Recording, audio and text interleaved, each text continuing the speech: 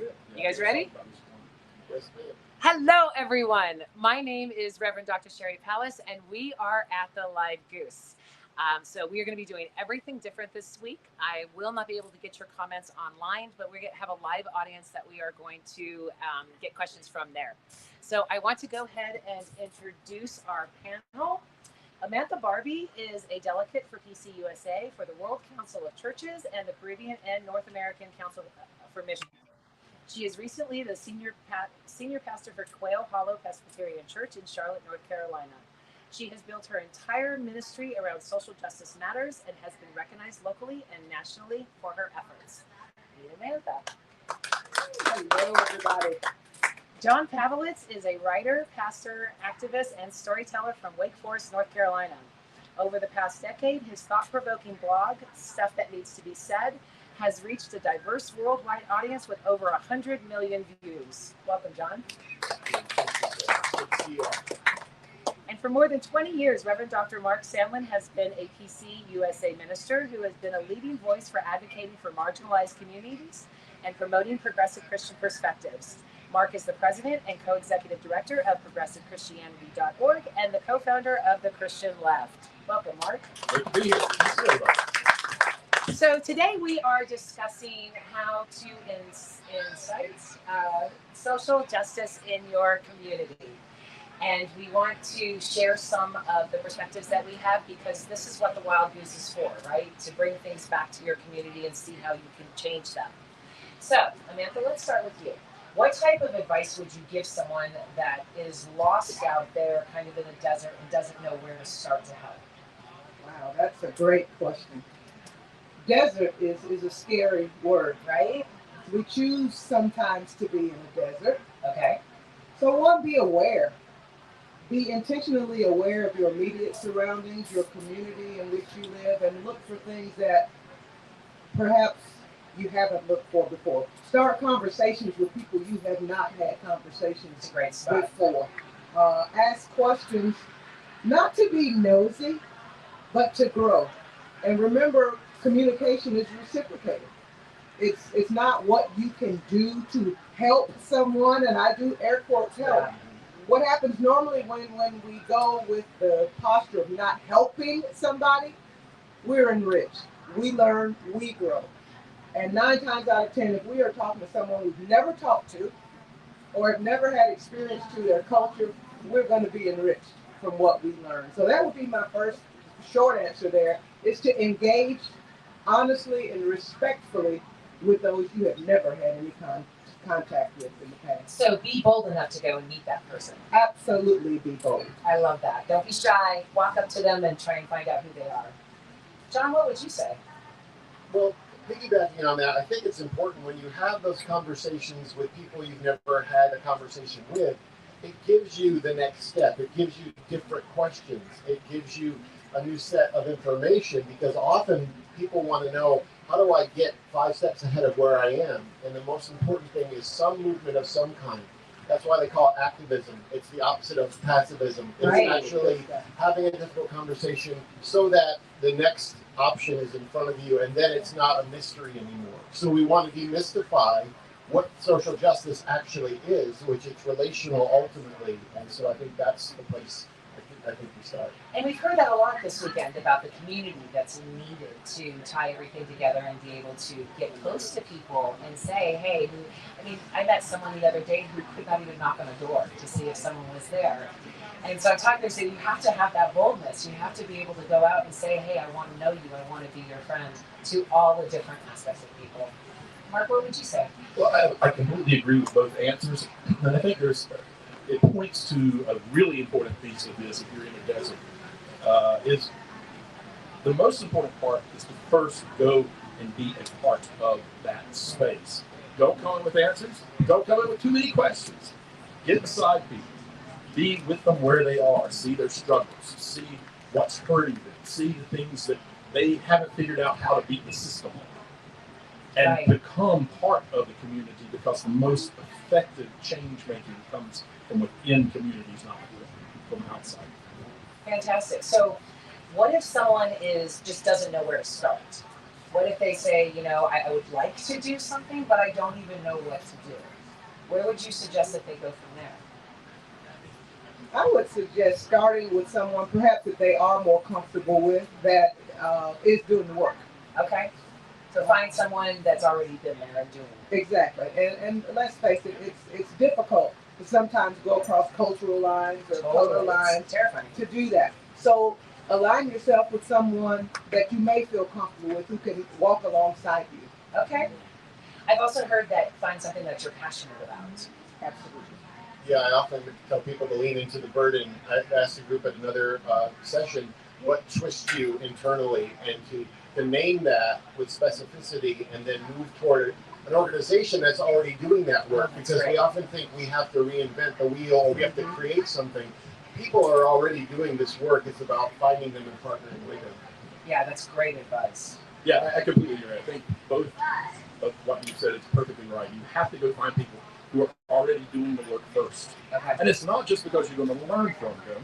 It's also because they've been doing the work first. They know what doesn't work in this community. They know the challenges of this community. And when you come along outside of the already established groups that are doing a good job, you actually can do some damage by trying to do it before you understand the fullness of the problem. With anything. Exactly. Right. Yeah. I mean, if you, I would say that you don't want to go in, if you want to create change, but you don't want to go in wanting to change that organization. Right. You want to learn from it. You want to see what they are doing so you can figure out how you can implement change. But going in saying, I know what I want, is only going to create more divide, right? I'd like to add to that, too, is that what I may need may not be what you need. Or can offer. Yeah. So if we're not in relation with folks, we don't know what they need. Yeah. I can come up with the whole reality about what I think you need. I don't know you. How can I do that? That's not even fair to you. Right. Yeah. But once we get in a relationship, we understand what we need. Well, and then you can even ask, what can I do to help you? What can I do? Or what can I do to walk aside? Well, I think that's a really important question. What can I do to help you? Yeah. Rather than say, here's what the problem I see and here's what we're going to fix. Right. To establish that you know better than I do. I am fortunate. That's going to be true for almost all of us here. I've got a place of power and prestige in certain communities just because of my life. And those folks, while we like to think of, well, they are lacking power and that kind of thing, they have so much. You just aren't looking for it yet. And you haven't listened enough to understand where it is and to say, tell me when and how to step in alongside you and let you leverage whatever I have. Right. And as white people, I mean, I think we definitely need to take a step back and say, let the people who are doing this, the people of color movement, if you are straight and cis, walking into an LGBT community, we need to take a step back as white people and say, how can we help, as opposed to pushing more of our power on people to go ahead and do that. Would you agree? Yeah, I think in working, I travel a lot and work with churches all throughout the country, and what often happens is a church wants to figure out how to do social justice as if it's a program or if it's an event, and to help people understand we're working on a relational change and a social change, but the relationship is the doorway. And so to let them know, this is not about something we're going to do and then stop. This is about approaching the world with a different lens. And so that's part of what we do. Well, and I think we come from a Christian background, and I think a lot of, there's an agenda there. And I think if we are going to be helping in a social justice community, then we have to drop our agenda and address theirs. Again, trying to step back and say, how can we do this? What do you need? And I think, to John's point, the churches are very bad at not thinking enough about what part of our agenda. We're trying to be made more public so that people will come to church, so that we'll get covered in the news. Like doing it for all the wrong reasons. Where's the service? Yes. Yeah. And where's the relationship? Yeah. And how does that lead and pull you into what needs to be done in challenging systems that are creating things that marginalize? Well, and that's why I love the Goose so much, is because it pushes community, right? It pushes community, pushes justice. So we are all gathered here to make a community within ourselves. So every time I'm walking, I'm introducing myself. I can't do that in California because then they think you're crazy. But here it's to bond, to learn the different types of people. And well, that speaks to the beauty of a place like this, but the disadvantage that you have of then going back to your normal setting and figuring out, I don't have that sense of universal collaboration. Yeah. So how do you create those opportunities for that to happen? So how do you? Well, I think part of it is I always tell people we're living in systems and in stories. So we have these individual stories, and then we've got the systems that they're a part of. But we want to figure out where are the people in my geographic community who are doing things that are creating partnerships or causing turbulence. I think sometimes we want it to be pleasant, and it really has to be about where is the energy of my community. Where are the tension points? And that can be intimidating, but that's what we're in the business of doing. It's really great to talk about social justice here. What we want to do is transform the place where we exist. I think that falls back into also the idea of how churches can handle it the wrong way. Most churches want to own whatever they're doing, rather than, and this goes right along with how John's talking about going back and creating it in your own spaces. I like my church, when they were ready to do big things, I was like, no. Go find the people that are doing small things really well that you're excited about, and let's just plug in. We just put our energy, our resources behind it, and plug in, and you see such more growth, both in terms of the groups that you're now joining, but also in the individuals within our community, our church community, as they see folks that are actually already doing the work and how they go about doing it, and how it changes their relationship with the folks they're doing it with. It's an incredibly big piece that most churches are not willing to let go of. It's that ownership, and that you're doing it for the wrong reasons if you got to own it. Yeah, a lot of times you have to step out of the church, especially in today's day and age with the stance against trans and the assaults against so many of the marginalized communities. I think we have to overcome our fear, and that's what it's about. You don't want to let go of the way you've always done things. This doesn't work in our committee structure. We'll lose your committee structure. We're Presbyterians. We get a joke about committees all the time. But we have to be bold. We have to go with an attitude. We talk about this in our Christian context. Do it like Jesus did. There you go. But we are so We're far. the scripts. Yeah, we are so far away from a Jesus-type ministry. It's spooky. There were no hard and fast rules and regulations then, but we have them now, and they are stifling our ministries. They're stifling our hearts. They're stifling our creativity. They're stifling our need to do what we're called to do. Yeah. Well, we've got to step outside of that. Yeah. Why are we afraid of being, in our context, good Christians? Why are we afraid of it? Yeah, well, that's society pressure, right? When I moved to California, I was looking at things of going, okay, where can I get involved? And it looked so enormous to me. It was overwhelming. Yeah. I want to change the world, So I have been trying to narrow it down to say, okay, I want to help women. And I want to help women with their body autonomy, or I want to help people get the vote, or, to try and really narrow it down, because there are so many causes out there. If you look at the enormity of the situations in life and in our country right now, it could be overwhelming, and it could stagnate you, so you don't even know where to start.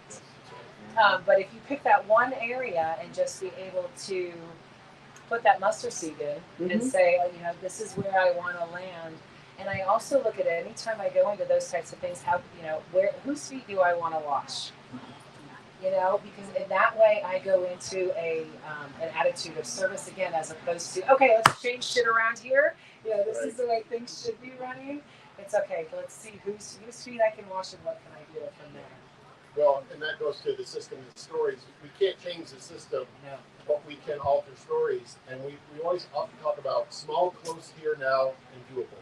There's always something that we can do. There's always proximity and agency that we have. So you can feel helpless if you look out there in the distance, but in your local community, there is almost always a way to tangibly affect something that burdens your heart. Totally. You just have to look and want to. Mm-hmm. And I think when you do it, bring it back to churches and how we can mess it up and not always get it right. One of the things I think churches don't do very well in terms of when you're trying to be re-engaged locally with social justice is we start from the wrong places a lot of times and jump straight in. And in my book, anyway, I think there's kind of 3 stages of an organization doing it. The first one is learning and knowledge. And that includes learning the community, being in the community, learning and educating yourself more about the systems that are creating these problems and what can be done and what can't be done. Then go out and do those things. And that is the time where I think it's important to do it publicly, because one person stands up, it makes it easy for other people to stand up. Of course. At that point, churches need to be seen, but you need to have done the work before that. And the thing that we really sometimes are horrible at, and we need to be better at, particularly when it comes to items of social justice, is celebrating the wins. Yeah. We a lot of times just say, okay, now let's move on to the next, which you do need to do that. Of course. But you also need to show each other that this works, that we can do this together, that we can advance issues to better places. Celebrate them, and that will give you more energy for moving back into learning about the next thing, being public, and then celebrating it again. I want to piggyback on something you said earlier about the power broker. You have your power and privilege in your place. Right. If we're out in the community working, if you are in a community of color, you come in, Right. you have no power. Yeah. You're a threat. Yes. Oh, yes. Absolutely. So who are the power brokers in those communities?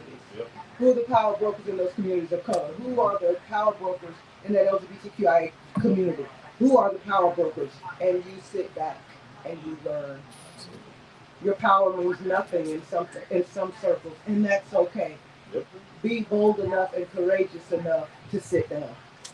You know, I went to a protest a few years ago because a black man was shot at a convenience store. And I went to the protest and I stayed back the entire time until I saw a white couple aggressively approach. Mm-hmm. And at that moment, I went, okay, come, Paula, come. And at that moment, I said, okay, now this is where my space is. So I immediately went up into the people of color, got in front of them for this to put myself as a bridge between the racists that were coming to attack the people of color and the people of color. So I literally put myself in between to say, this is where my place is. When you're marching and you're doing everything you can, I'm going to sit back until you call my name. But if I see a white person, I'm going to be right there with it. Paula, thank you so much for joining us.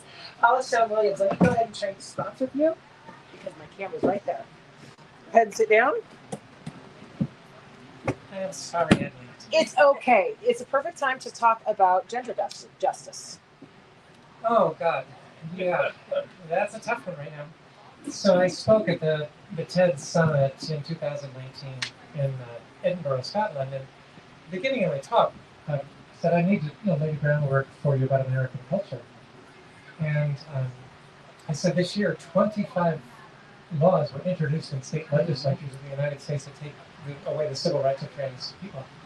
And I said, it's just awful, it's just terrible, it's horrible. And of course, this year is 596. 78 signed into law. And a lot of people think it's Republicans signing that. It's actually not.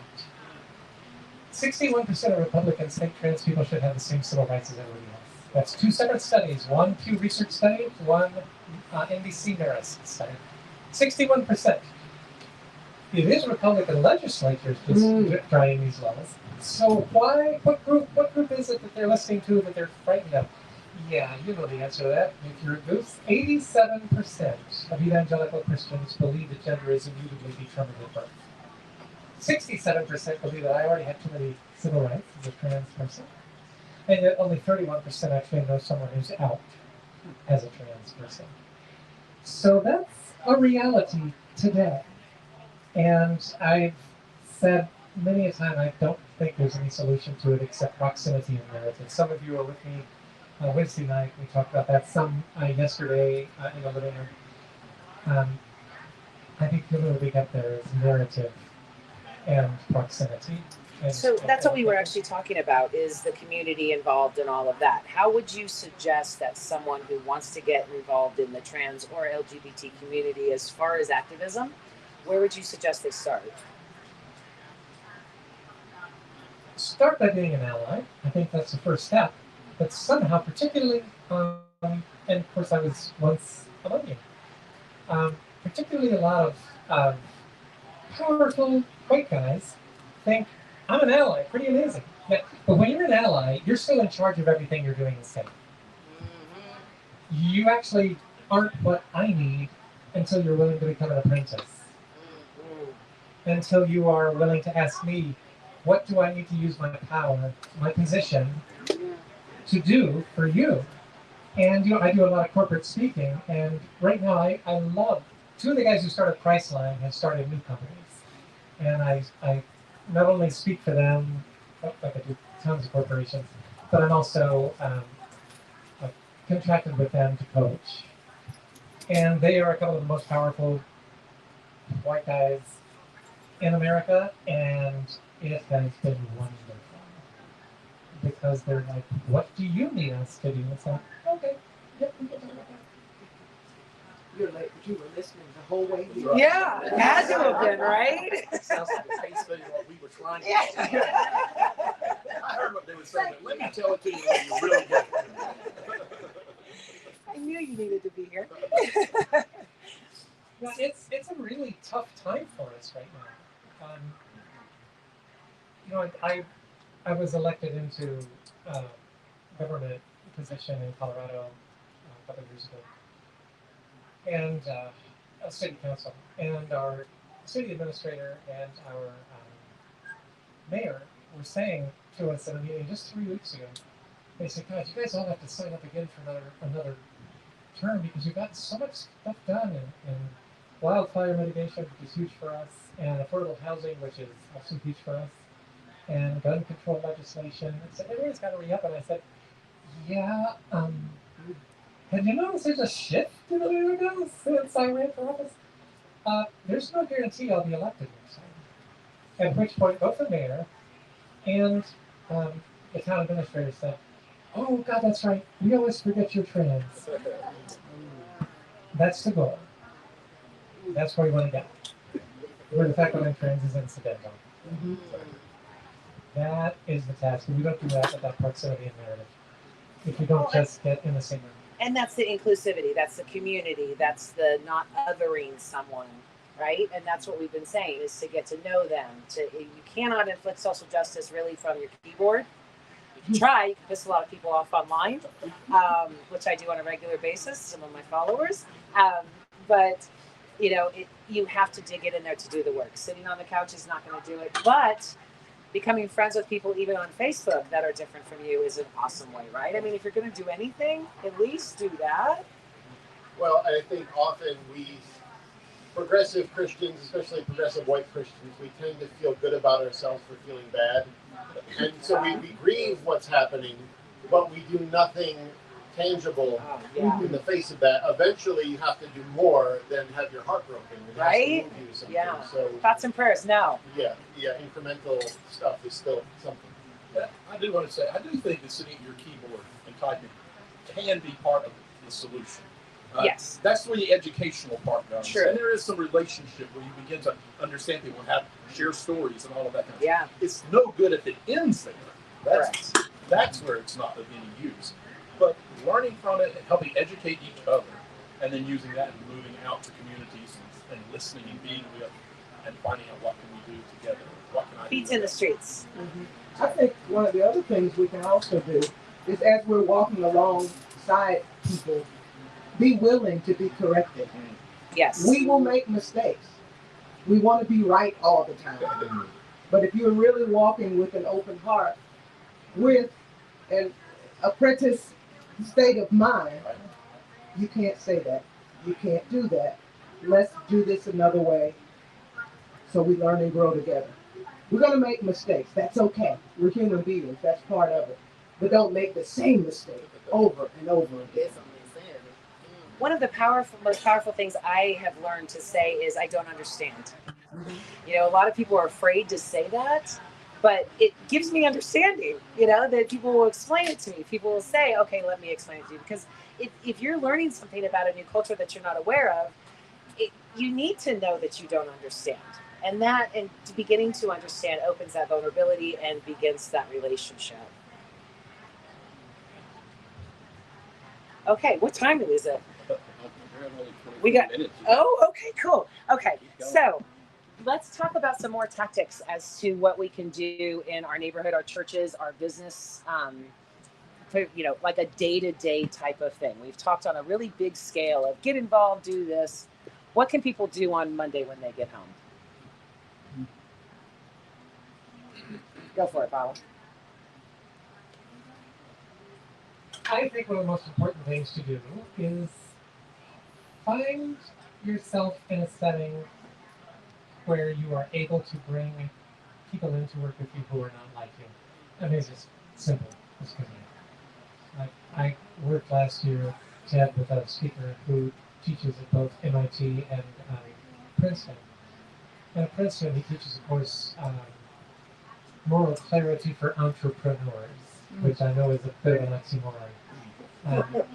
70% of those who take it are women. And why did I tell that? Because I find it's women who are more inclined to invite me in to do things that have nothing to do with the fact that I'm trans. So Manish Bhardwaj is his name, and so he did a course this semester at MIT that is actually based on the language that I use, which is proximity and narrative. I think anything that puts you in an environment where you're able to have a conversation in close quarters with someone not like you. If you can figure out how to do that, I say all the time, proximity and narrative is how we get there. It's simple, it's not easy. What can we do Monday morning? Is take a long look in the mirror. Who makes you uncomfortable? And ask the honest question, why? Is it the trans community? Is it people of color? Is it white guys? We should make you uncomfortable. Yeah. So call a white guy. But do a self-assessment.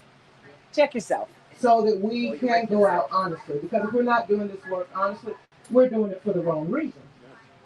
So is it that we really want that, at times it seems unrealistic, one big world of love? And we can't do that if we have impure motives in the first place. So if white guys make me uncomfortable, there is some white guy somewhere that doesn't make me uncomfortable. I need to spend some time with that white guy and have a conversation. And be honest enough to say, you really make me uncomfortable. And why? And why? That vulnerability. Mm-hmm. And there's somebody you can be vulnerable with. Start there. Yeah, I agree. I think relationship is the key to changing anything and everything ultimately.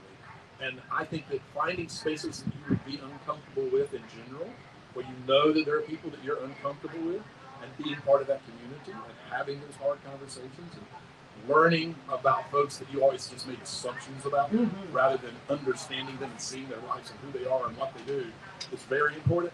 And then after you've been in those communities for a while, what I have found, because I've got several of those communities that I've intentionally kind of become part of, is once you kind of understand the folks who are pushing false narratives about others, be comfortable calling them out.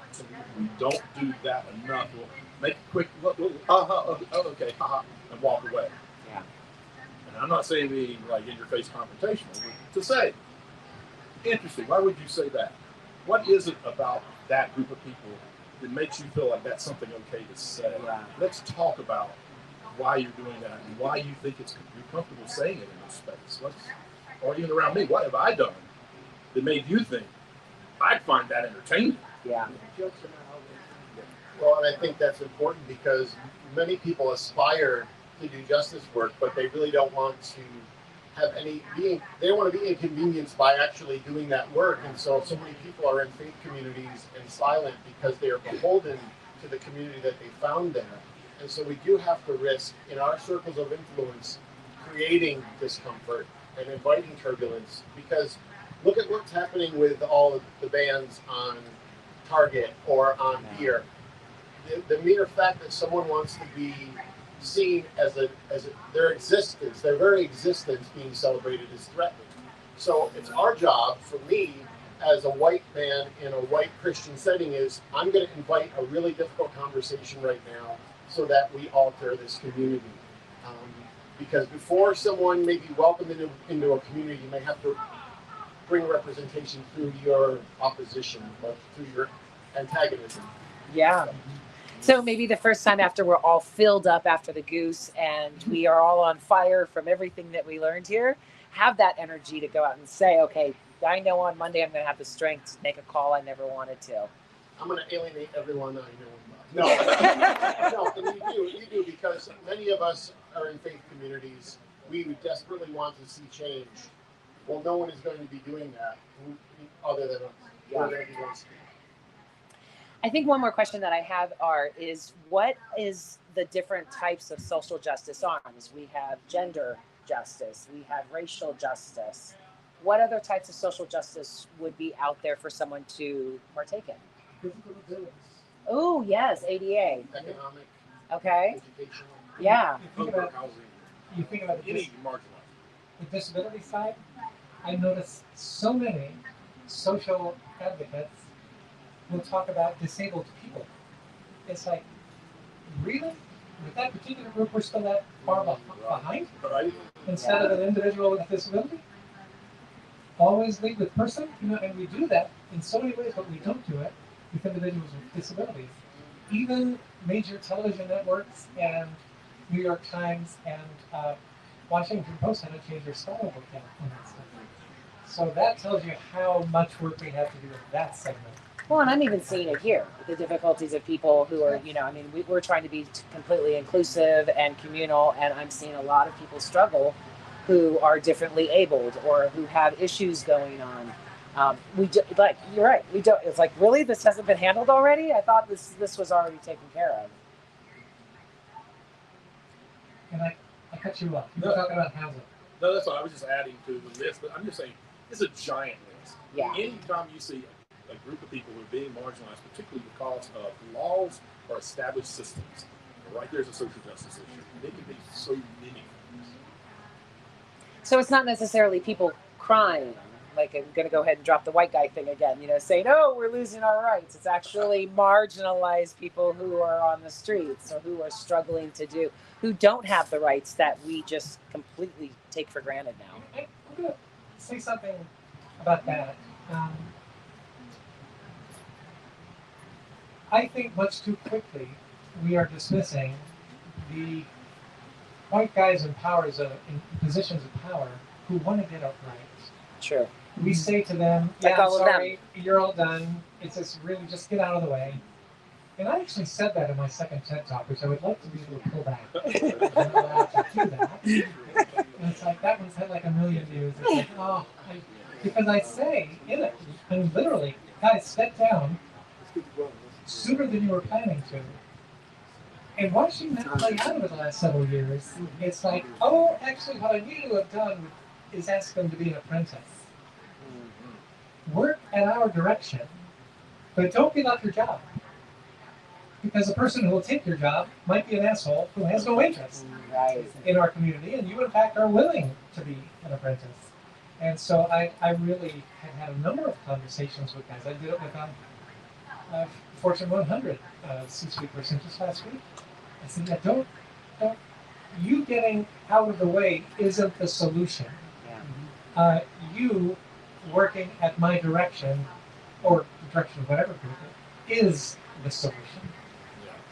So leverage your power. Yeah, I'm bashing white guys, and we've got 2 on the panel, so don't take me literally. We both bash white guys. Yeah, exactly. It's part of what we do. Exactly. That's important because when I had a piece that I published years ago that spoke on sexuality, and I received a platform. The platform I was cognizant of was based on the fact that I was saying things that LGBTQ people and activists were all saying for years, but it resonated differently with a group of people who I had an audience with. Yeah.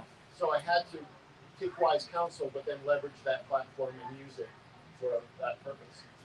And we need you to do that. Yeah. I'm going to speak for Paul, and you can correct me if I'm wrong. We are tired. We are exhausted. We get called on because we are willing to have those tough conversations. And we feel it's important to come to the table. But we're asked repeatedly, because once you're known for being willing to come to the table, your phone rings off the hook. So we need the white guys to come and say, if nothing else, they're tired.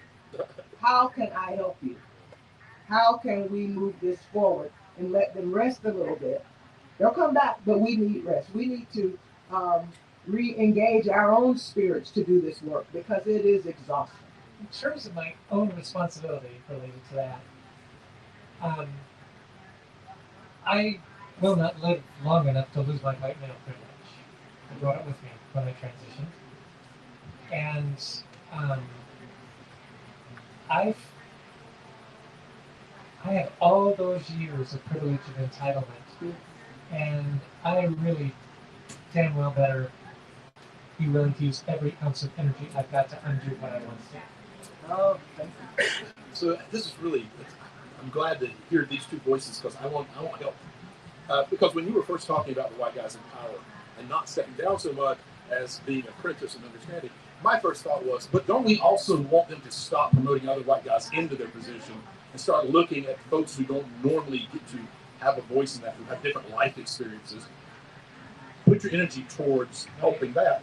But at the same time, I hear you loud and clear, being tired.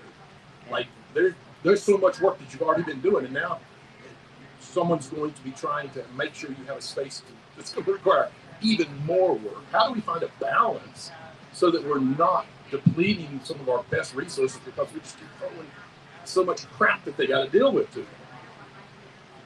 I don't know the answer, but I think it's an important question. I think you're right. It is to uplift those who are different, but understand that there is a heavy burden that goes along with that. And once you understand that, one, you become responsible for that, and you can't walk away. So it's not just, oh, I hired you, let me let you go. No, no, no. How do we continue to walk alongside? And there will still be some rooms, some tables that my voice will not be heard. I don't care what my title is. I'm like, would you come with me to this meeting? And you might say exactly what I told you to say. But it's heard, and the change is made. I mean, it's not fair, but accurate. I think if we lay down our egos and lift up love, that will just put us from a spot too, right? Because that again goes to the message of service. I'm not here to change. I'm here to change the world through you, through your voice, through supporting you. Yeah, and I talk about to people that when you get stuff bundled, like you get internet and phone, you get bundled. Yeah. But we all have a privileged bundle, and then I had the complete one. You know, being a white cisgender heterosexual man who was serving in the church. But that we all have some form of privilege, and so that we all can leverage that and realize there is someone who has less of visibility rights than we have, and that's what we constantly need to try to be aware of. So there's always going to be a learning and a grieving. Say, oh, I didn't realize I benefited from this my whole life, and that awareness has to, you know, people don't want that unpleasantness, but that's part of it. Yeah, it is. It's really uncomfortable, but be strong enough, be bold enough. Colin, you look like you're biting your tongue. Okay. Do we have any questions from the audience? Yes, Carl. So I want to push back just a little bit and ask you one. So we've been saying a lot, how can I help? What I understand is, though, sometimes when you're in crisis or when you're exhausted, it's hard. I went through a stroke. In 18 months of recovery, a lot of people would call my wife and say, what can I do to help? It's just like, fuck the Bible. You know, I got enough to do here, and I can't tell you what to do. But maybe it's in the relationships that you find that. You guys wrestle with that a little bit? Because I can't really justify it. I think a key word that is critical for real equity is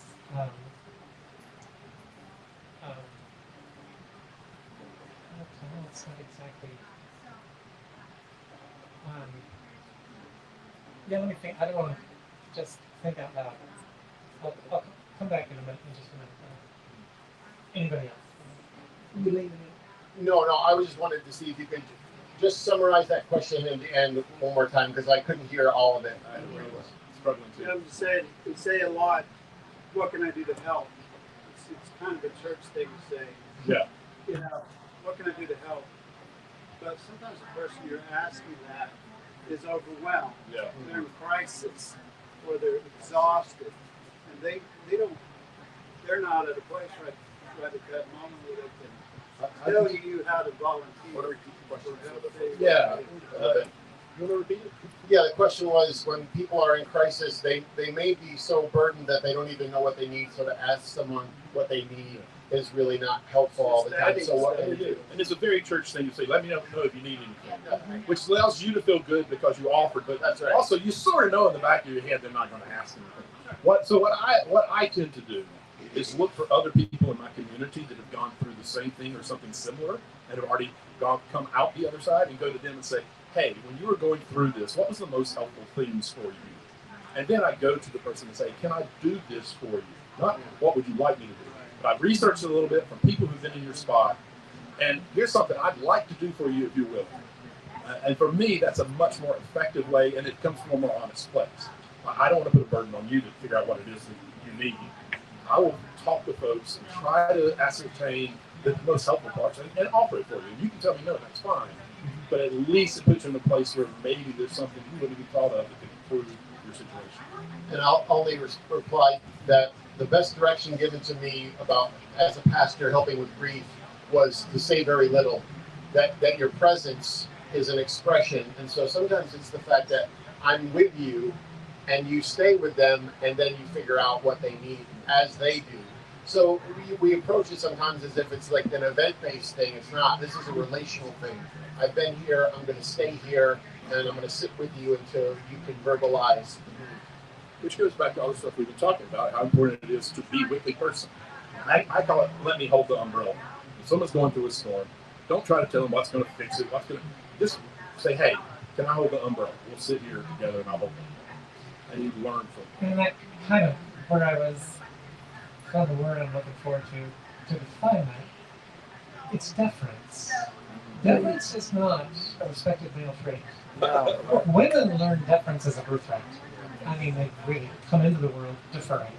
Women are constantly saying, I'm sorry, I'm sorry, I'm sorry. You know, I said my first TED talk, you know, you don't have to apologize for being right.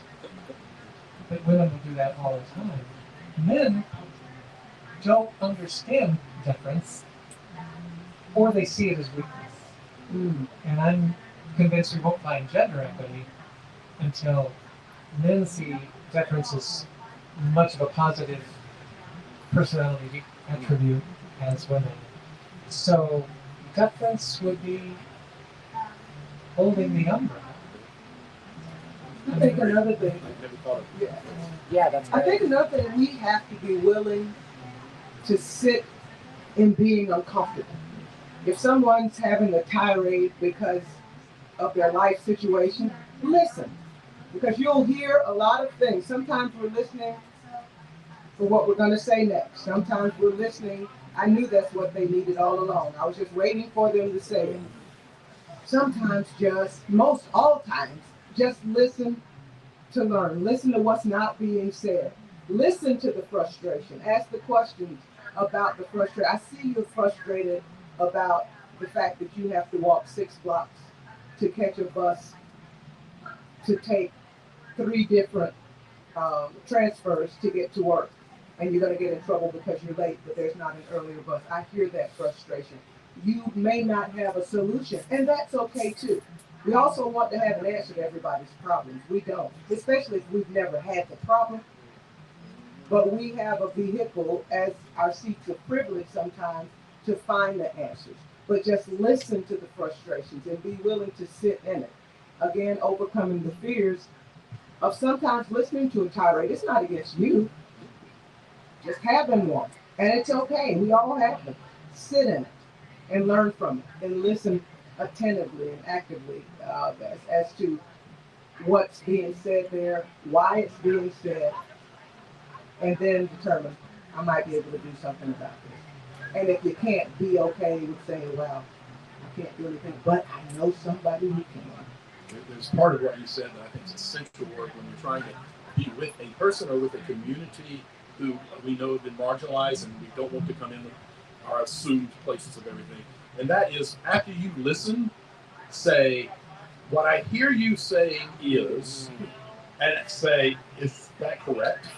Did I make sure you really understand? Because it's so easy to come in with our expectations and our assumptions that in something that they said, we took it the wrong way because we already were imagining part of it. So ask, once you think you hear what they're saying, make sure you heard what you heard. I want to share a bit of something that I just learned recently that I think is like the best way to really get in there and help. My dear friend Heidi, her friend LJ, before she passed, in fact, I'd like to dedicate the show to LJ because of this bit of wisdom. When Heidi was in a really bad situation, LJ came over and said, "Give me your to-do list." And I had never even thought of that before. So she could actually look at the to-do list and say, okay, I could do this, this, and this. As opposed to needing Heidi to answer and say, I need you to do this, which is so hard for so much of us to do.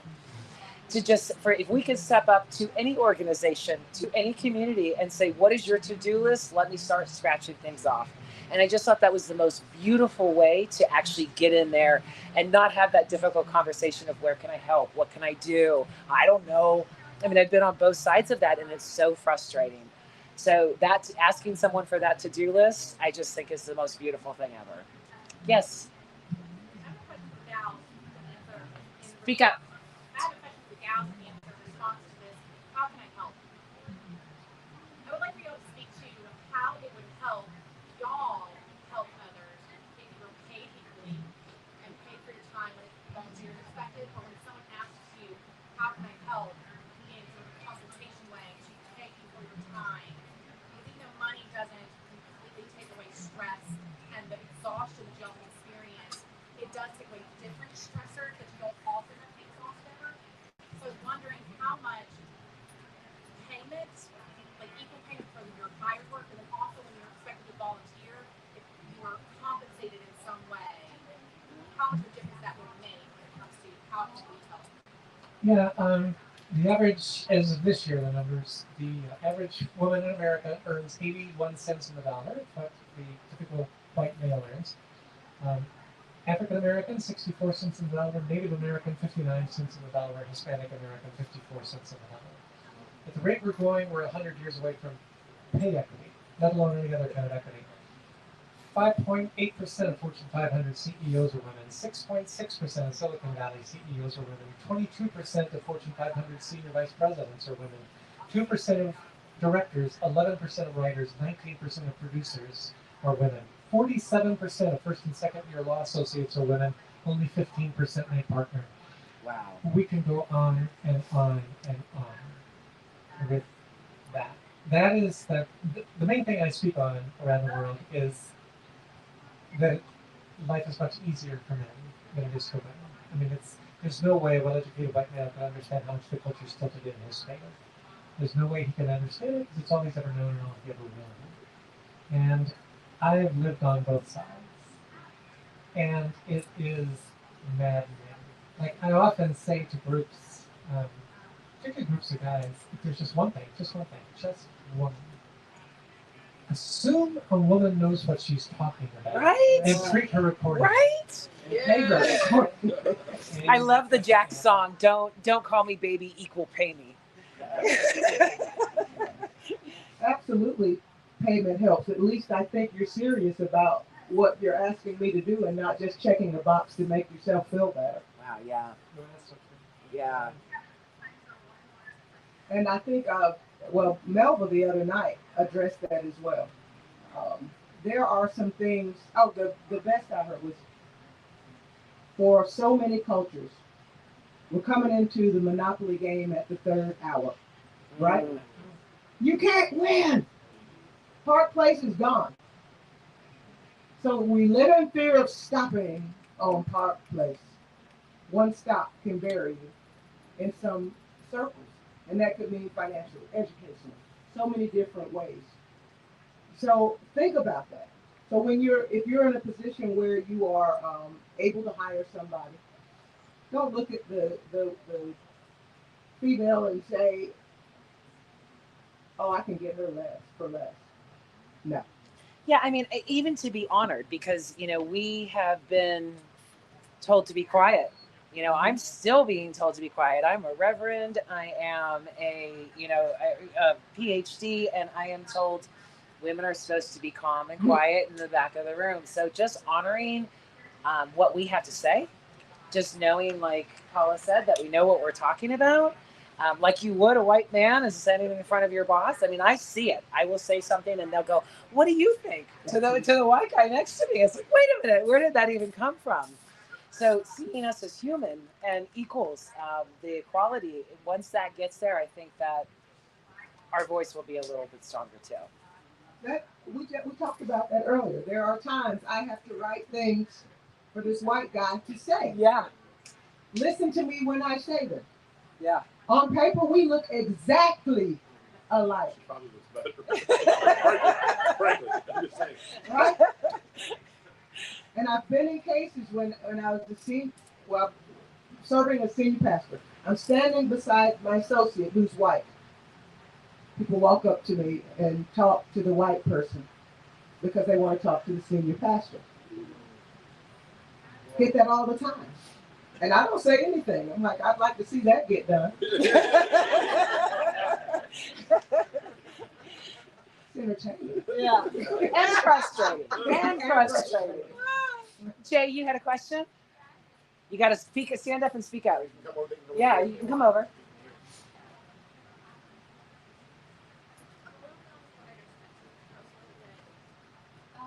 So I just want to say, seeing like an out and open trend going on like any kind of forum is insane because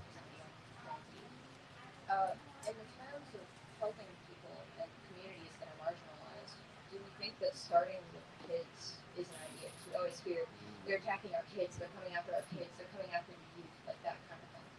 Do we think that starting with the younger generation and breeding acceptance, like sowing that seed of like learning that everyone is just the same as you as a human, do you think that could help anything? So I'm in conversations with a large corporation about speaking for them, and it would surprise you that this corporation would be in touch with me. And I talked to their chief of operations last week for about an hour on the phone. And I said, what? It's a privately held company? And his answer was, yeah, it's not grandpa or dad that want to book you. It's the grandchildren who want to book you. 37% of evangelicals are now supportive of marriage equality. 54% of millennial and Gen Z evangelicals are supportive of marriage equality. Yeah, it's not going to be my generation. I mean, I say often, I'm a boomer. We're just going to have to wait for the boomers to die. Because that I think is the bigger issue. Out of the mouths of babes. They are our future.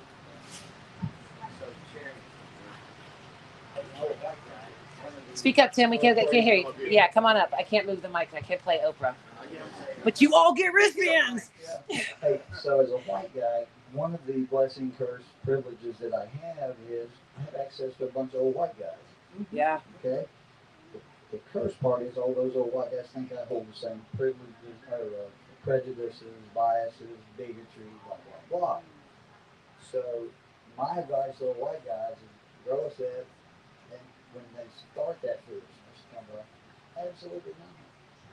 Yeah. I mean, so that's my advice for Monday morning. With Dorothy Day, I said, everybody wants to change the world, everybody wants to wash the dishes. Yeah. So go wash the dishes. Well, someone needs to infiltrate all those white guys, right? I mean, I would definitely rather have a person of color, someone like that, because I think it is, because you'd almost be like, oh, yeah, whatever, Tim, and they would just go on their way unless they actually meet that person, like Paula says, proximity. Awesome. Well, you know what? we all must come to the reality that white guys are human too. Some days. Some days. So when we realize they're human too, we can go ahead and honor them and help them grow just along, just like we did. I mean, I'm a white cis woman, and that's why I'm using my voice to help everybody else, because that way I can use my power. I know I have the privilege. I can literally drive out of my property and I see the police looking at a person of color or, someone on the street.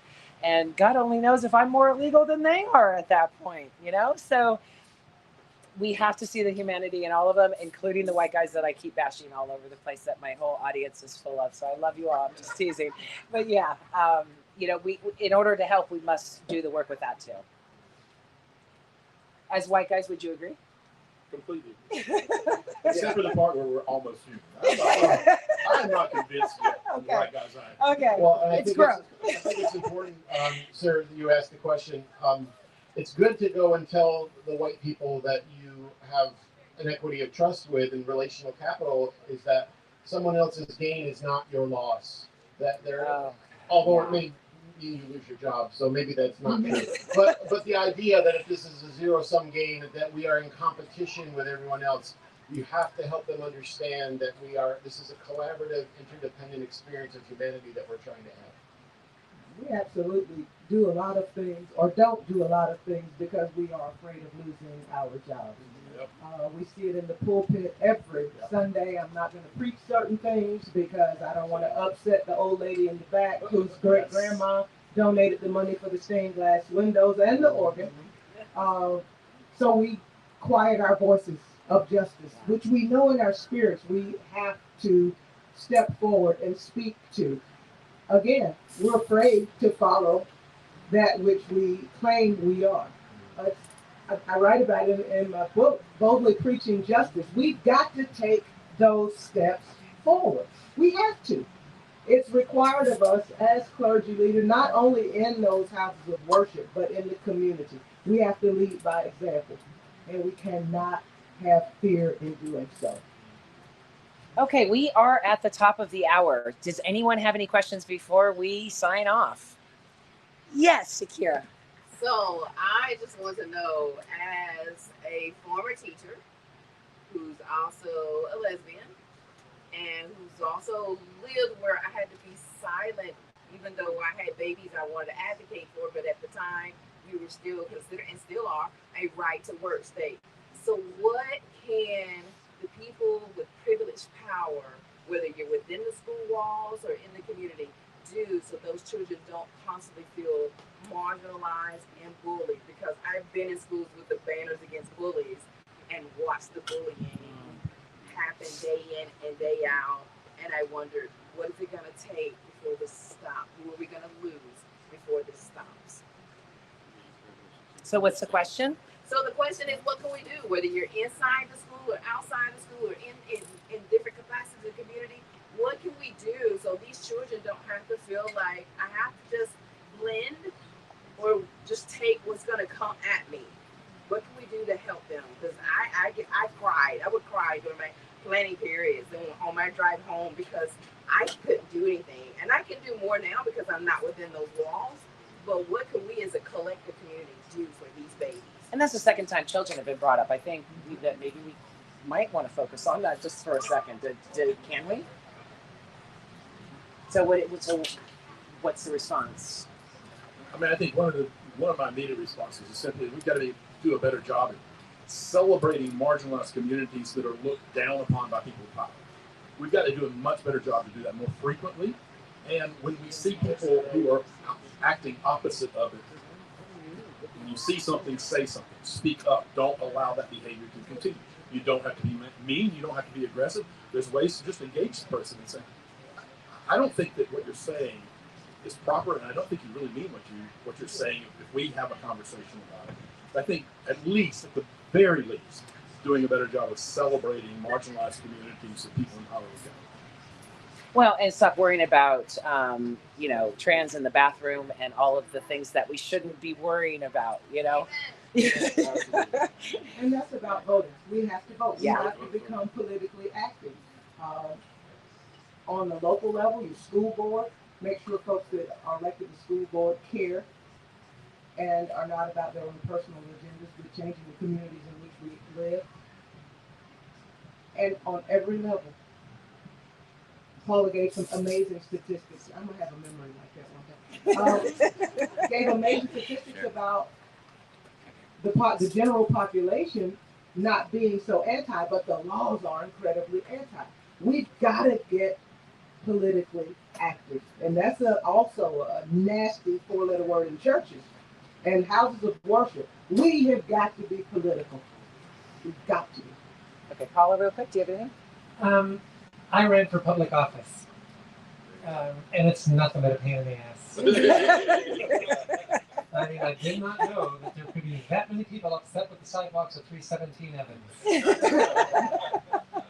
Our board meetings will go from 5:30 to 10:30, and as a former nonprofit CEO, they could be done in 90 minutes, but no. Or email. But yeah, it goes 5 hours. But if I'm not in the game, I may as well not complain. So I think it's a step beyond voting. It's become a public figure. Okay, well, we're going to have to go ahead and wrap it up because we are out of time. Paula, any final words, and where can people find you? Find me at paulastonewilliams.com. No final words? No final words. Okay. Samantha, any final words, and where can people Yeah, find I'll give you just the beginning of Mary Oliver. You do not have to be good. You do not have to walk on your knees for 100 miles through the desert repenting. You only have to let the soft animal of your body love what it loves. I love that. That's wild geese, the beginning. Love it. Thank you. Thank you for having us today, and we first thank you for having me. You may find me at walkingboldly.com, and my final word is do something. I guess my final word would simply be, we humans have always been relational creatures, and it's when we're in real relations that we are our best people. And you can find me on all the socials at Mark Sandlin, one word, or check us out at moonshinejesus.com. We're about to do a podcast right after this one. And be sure to check out progressivechristianity.org. Lots of progressive resources there. Fantastic. Thank you. You can reach me at johnpavlovitz.com, and I would just say to follow your burden, whatever it is that keeps you up at night. Find a way in your local community to affect that area that burdens you, and then the next step will be right in front of you. It was such an honor to have such a fabulous panel. Thank you so much for participating, and all of you for watching. Thank you. And thank you. See you soon.